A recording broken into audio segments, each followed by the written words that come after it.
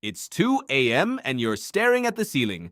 Your body is exhausted, your eyes burn, but your mind is wide awake, scanning, replaying conversations from 9 years ago, rehearsing arguments that will never happen, listening to every creak in the walls.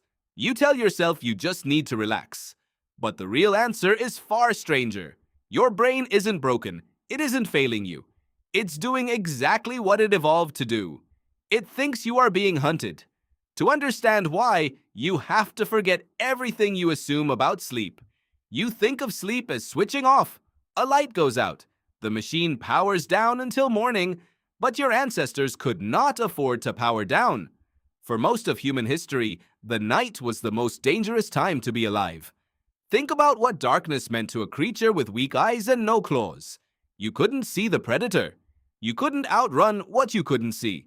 The lions, the hyenas, the leopards that hunted early humans were built for the dark, and you were not.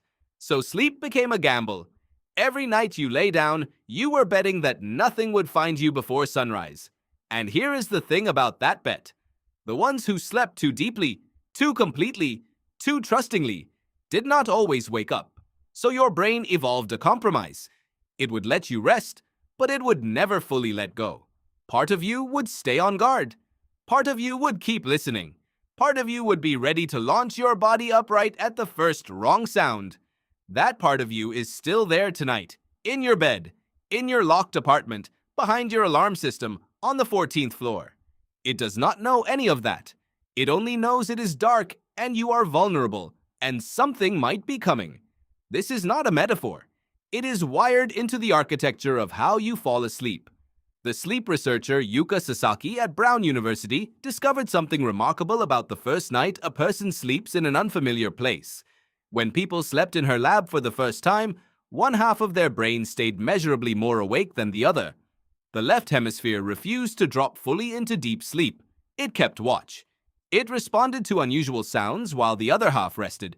She called it the first night effect, and it mirrors something found in dolphins and birds, animals that sleep with one half of the brain at a time so they are never fully unconscious. You have a watered-down version of that same ancient circuit.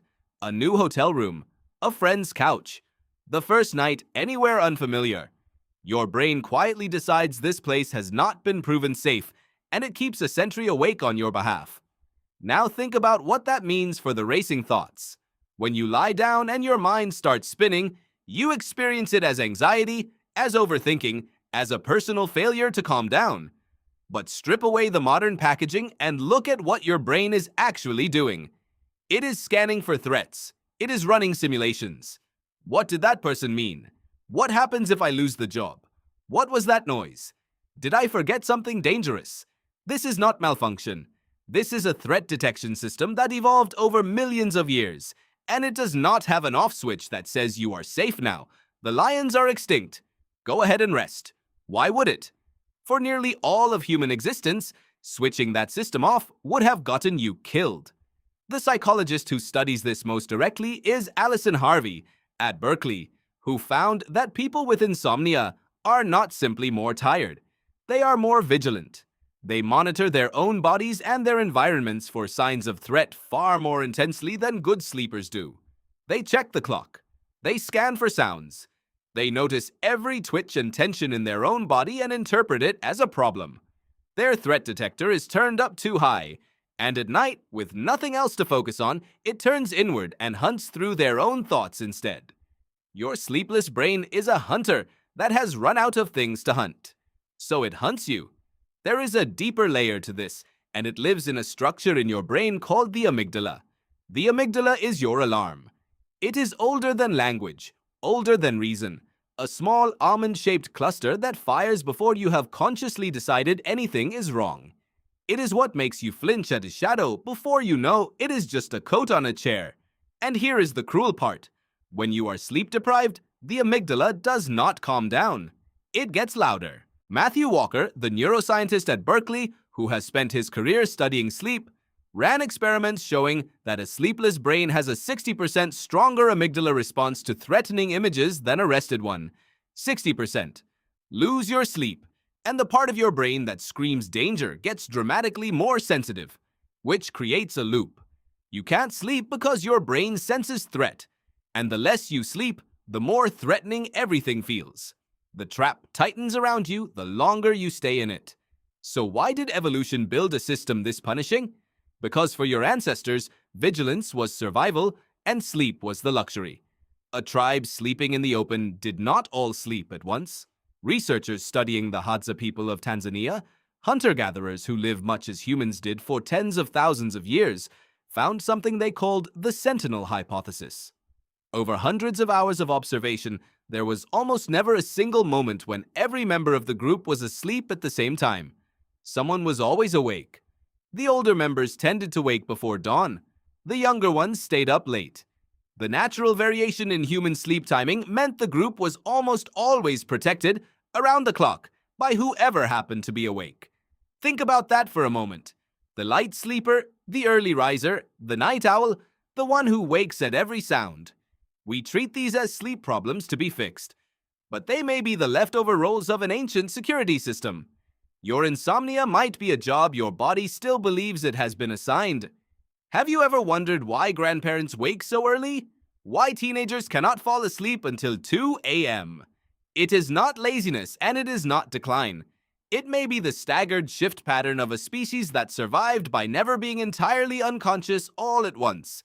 Now bring it back to your bedroom, to the ceiling you are still staring at. Everything that torments you at night made sense once. The vigilance kept watch for predators. The racing thoughts rehearsed dangers so you would survive them. The light sleep kept you ready to run. The early waking covered the dawn shift when the hunting animals returned. Your sleepless brain is not defective. It is ancient.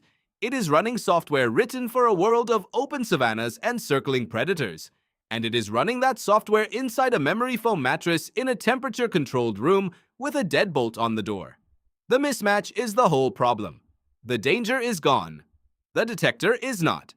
This is what scientists call evolutionary mismatch, the gap between the environment we were built for and the one we actually live in. Your body still treats the dark as lethal. It still treats uncertainty as a predator. It still treats a quiet, safe, modern night as a moment requiring a sentry. And so it posts one, inside your own head. Does this mean you are doomed to lie awake? No. Understanding the system is the beginning of working with it instead of fighting it. When you stop telling yourself that a racing mind is a personal failure and start recognizing it as a 4 million-year-old guard who has not yet been told the war is over, something shifts. You are not broken. You are protected by a part of yourself that loves you so fiercely it refuses to stop watching, even when there is nothing left to watch for. The next time it is 2 a.m. and your eyes burn and your mind will not go quiet. Try this. Do not fight the watchman. Thank him. He kept your ancestors alive through 100,000 nights of real danger so that you could lie here, safe, annoyed, and gloriously bored, in the safest moment any human has ever known. So you're staring at the ceiling at 2 a.m. and your mind will not switch off. But now you know it was never trying to keep you awake. It was trying to keep you alive.